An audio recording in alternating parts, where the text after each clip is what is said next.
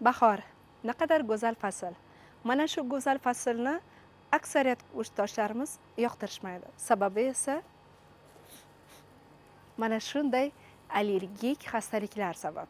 Yaqinda yurtdoshlarimizdan kelgan savollarga javob olish maqsadida bugun biz Jadid shifoxonasida yana sizlar bilan uchrashib turibmiz. Azizlar, bugungi bizning suhbatdoshimiz oliy toifali shifokor Mo'tabar Said Aliyeva. Ularning huzurlariga tashrif buyurdik va mana shunday bahorda allergiyadan, har xil burun, tomoq, quloq og'rig'idan aziyat chekayotgan yurtdoshlarimiz uchun kerakli tavsiyalarni oldik. Allergik rinit kasalligi bu o'tkir yuqoriga nafas yo'llarini kasalligi hisoblanadi. Ikki xil forma kuzatiladi: doimiy hamda mavsumiy formalari. Mavsumiy formasiga bahor oylari daraxtlarni, gullarni gullashi bilan kechadigan kasallik hisoblanadi. Doimiysi bu har doim tashqi ta'sirlar natijasida chang, uy hayvonlari va boshqa har xil shunga o'xshash narsalar bilan kechadigan kasallik hisoblanadi. Doimiy formasi. Allergik rinitlarda shilliq qavatlarda qizarishlar, shishlar, bemorning shikoyatlari aksirish,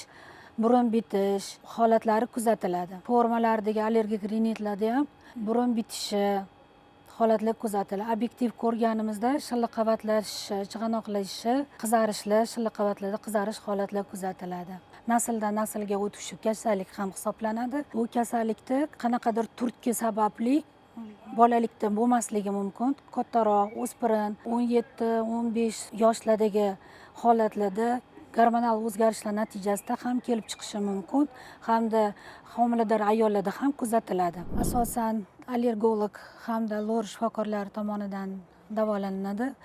Birinchi navbatda biza allergik diagnozni, tashxisini qo'yishdan oldin bemorning shikoyatlariga qarab eshitib ularga diagnoz qo'yiladi, hamda bemorlarni aniq davolash usullari, qaysi dori darmon yaxshi ta'sir qilishi uchun biza allergolog shifokoriga jo'natamiz. Allergologlar u yoqda kerakli sinamalarini qo'yib, yaxshi ta'sir qiluvchi ta'sirini, dori darmonlarning ta'sirini ular belgilab berishadi.